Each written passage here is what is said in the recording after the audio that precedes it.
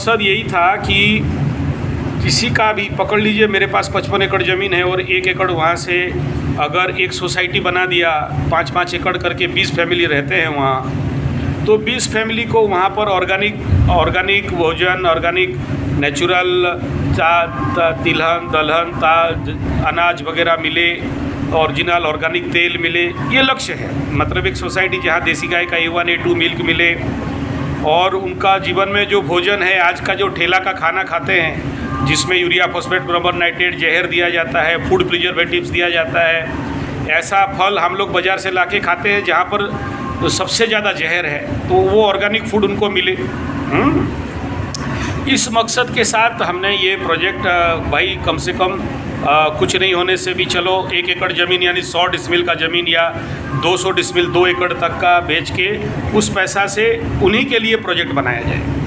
और दूसरा मकसद ये था कि पकड़ लो कोई 5 डिसमिल का भी जगह लेता है तो वो बिल्डिंग, वो घर, वो जो भी छोटा सा प्रोजेक्ट है उसके लिए फ्यूचर में एक परमानेंट सोर्स ऑफ इनकम बने। ठीक है, जैसे हम लोगों का शिविर वगैरह लगता है तो लोग आए तो वहाँ पर किराए में रह गए। ऐसा तो नहीं कि आप सोचो आप दिल्ली में रहते हो और यहाँ उड़ीसा में घर बना लोगे छोटा सा 5-10 डिसमिल का, तो यहाँ आप शिफ्ट कर जाओगे, ये तो पॉसिबल नहीं है। साल में आप 1 बार आए, 2 बार आए, रहे और आप अपना छुट्टी बनाए और इको टूरिज्म किए। आप वो जो पॉइंट ऑफ जगह है वहाँ से 40 किलोमीटर के दूर में 10 वाटरफॉल है, बहुत अच्छा जंगल है, तो जीव जंतु देखे, पक्षियों का फ़ोटो उठाए, बाढ़ गेजिंग किए, इको टूरिज्म किए, और या फिर जैसे स्पिरिचुअल रिट्रीट कैंप्स होता है, भागवत जी का कथा होता है, तो वो सारा घर किराए में लग जाएगा, पैसा आपको भाड़ा मिल जाएगा, है ना। तीसरा बिंदु ये है कि आपके नाम पे एक वास्तु प्रोटेक्टेड घर बन जाएगा कि आपके नाम पे हो गया। चौथा ये है कि वो जो घर है वहाँ पर कई प्रकार के मेडिसिनल हर्ब्स फार्मिंग करके वो पैसा, आप जो पैसा इन्वेस्ट किए वहाँ पर जो भी 5-10 लाख रुपया पर बिल्डिंग में या पर जगह में, तो वो पैसा आपको वापस मिल जाए। तीसरा बिंदु ये है कि वो जो पैसा है उसमें जैसे गौशाला हमारा और थोड़ा सा डेवलप करना चाहते हैं तो वो गौशाला, ऑर्गेनिक फार्मिंग और बांध या तालाब खोलना ताकि जंगल के जीव जंतु और हमारे गौ माता भी पानी पाए। तो ये सर्कुलर विचार के साथ ये प्रोजेक्ट को कर रहे हैं ताकि आपको फूड भी मिले, वास्तु भी बने, इको टूरिज्म का प्रमोशन भी हो और शहर के लोग गांव में आके गांव का अनुभव करें। अगला पीढ़ी आपको एक जंगल का वातावरण के साथ घुल मिल पाए और आने वाला समय में मालिका शास्त्र और डिस्ट्रक्शन साइंस के हिसाब में जब चारों तरफ लोग मतलब विदेश इत्यादि से जैसे ग्लेशियर आ रहा है, पानी का मात्रा बढ़ जाएगा, मुंबई इत्यादि शहर, चेन्नई इत्यादि डूबेगा, कोस्टल बेल्ट का लोग पलायन करेंगे, तो रिफ्यूजी बनेंगे, तो उस समय तो ऑटोमेटिक लोगों को जगह चाहिए होगा। नहीं हुआ तो अच्छा है, हो गया तो भाई चलो 5 डिसमिल डालो। अब आज के डेट में लोगों का 5-10-20 लाख का कोई मूल्य है क्या?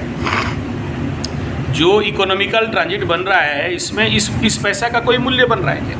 और आपके नाम पे एक परमानेंट प्रॉपर्टी रह गया। पकड़ लो कल छोड़ के जाना चाहते हो, मेरे को बोल दिए भाई ठीक है छोड़ के जाना चाहते हो, हमारा भक्त कमी नहीं है, किसी और के नाम पे प्रॉपर्टी बेच दिए, ठीक है ना।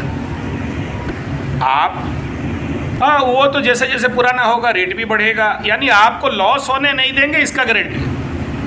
और जो भी उस ज़मीन बेचने से पैसा एक्सट्रैक्शन हो रहा है, कोई मैं नहीं खा जाऊँगा, वही पेड़ लगाने में लगेगा, गौ माता का संरक्षण और संवर्धन में लगेगा। उस ज़मीन का पैसा जो बेचेंगे वो नेचुरली उस प्रोजेक्ट डेवलपमेंट में, बांध तालाब खोदने में और ज़्यादा से ज़्यादा इकोसिस्टम को अच्छा करने में, तंदुरुस्त करने में, गुरुकुल का प्रोजेक्ट डेवलपमेंट में। तो ये कोई ऐसा नहीं है कि मेरा ये ज़मीन जायदाद का बिजनेस है और मतलब मैं बिल्डिंग बना के बेच दूंगा तो बहुत अमीर बन जाऊंगा, ऐसा मकसद नहीं है।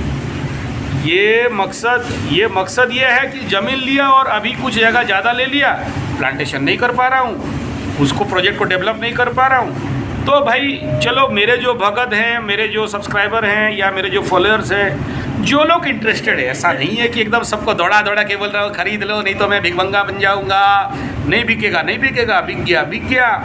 लेकिन मैं दान लेना, भीख मांगना नहीं चाहता ना किसी से, कि ऋण उठाना, लोन लेना भी नहीं चाहता हूँ, ठीक है ना। ऋण घिण समान, तो ऋण नहीं लेना चाहता हूँ, लोन लेना नहीं चाहता हूँ। या किसी का दान या दक्षिणा भी लेना नहीं चाहता हूँ भाई। क्यों हम मरें किसी का दान दक्षिणा का पैसा लेके, हमको ऋणी क्यों होना है? अगला जन्म फिर उसके घर में बैल बन के जन्म लेना पड़ेगा। तो भाई तो दान लेना नहीं चाहता हूँ। तो ये मेरा मोटो है कि भाई चलो ठीक है, उसके बदले आप कुछ ज़मीन ले लो, भले 5 डिसमिल ले लो।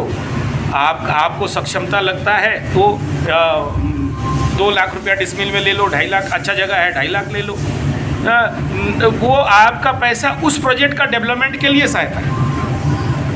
भाव ये नहीं है कि बेचूंगा और रियल एस्टेट का बिल्डिंग बना के मेरे को अरबपति खरबपति बनना है ना, ऐसा नहीं है। एक एनवायरनमेंट बनाना है। देखो कोई भी व्यक्ति बनता है ना तो एनवायरनमेंट से बनता है। तो अच्छा एनवायरनमेंट बनाना, एक अच्छा ऑर्गेनिक नेचुरल प्राकृतिक भोजन, खाद्य, साधना, तपस्या, आध्यात्मिक विचार, इन सब भावधाराओं के साथ, और उस पैसा से गौ माता, प्रकृति माता और गुरुकुल, आने वाला छात्र, शिष्य और देश का कल्याण, इन सारे पॉजिटिव भावना के साथ कोशिश कर रहे हैं। नहीं होगा तो कहाँ ठेका ले रखे हैं विश्व का? हो गया, नहीं हो गया टाटा बाय बाय, ऊपर चलो, है कि नहीं? जिसका पकड़ लो, किसी का ऐसा होता है ना, वो उनके ज़िंदगी में ज़मीन जायदाद का भाग ही नहीं रहता है। वो कोशिश करें, पकड़ लो, अभी चतुर्थान में ग्रहण योग लग गया, चतुर्थान में श्रापित योग लग गया, वो मर जाएगा, घर नहीं ले पाएगा। तो उस बेचारे के लिए छोटा सा घर, भले उसके नाम पे हो या उसके बीवी के नाम पे हो, या उनके लिए कोई छोटा सा तो प्रॉपर्टी धरती में आपके सर के ऊपर छत है कि नहीं?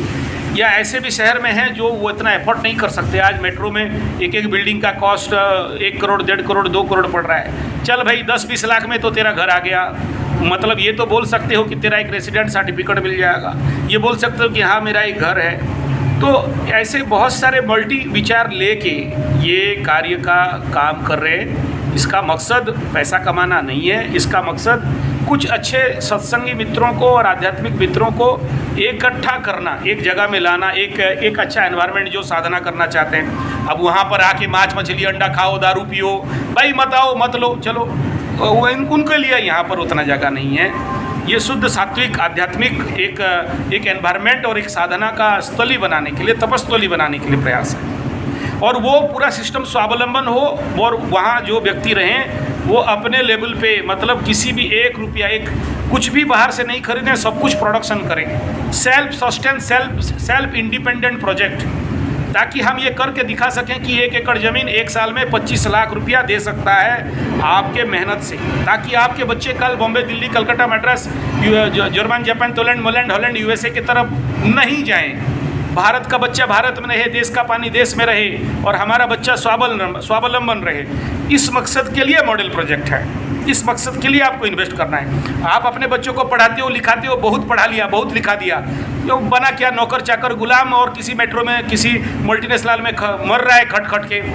कोई गारंटी नहीं ज़िंदगी का, घुसेगा 6 बजे निकलेगा कब पता नहीं है। कोलू का बैल हो गया है, मेहनत कर रहा है और परावलंबन है, किसी का नौकर चाकर गुलाम है। तो हम ये करना चाहते हैं कि भाई 1 एकड़ ज़मीन से तू 25 लाख कमा लेगा, मल्टीनेशनल कंपनी आज तुमको दे नहीं सकता है, और आप शेयर सट्टा लॉटरी जुआ करके मर रहे हो पैसा फेंक के।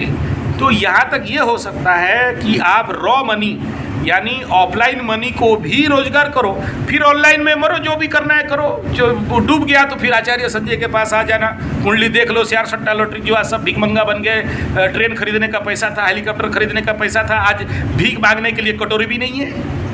समझ आ रहा है? ये खेल है भाई।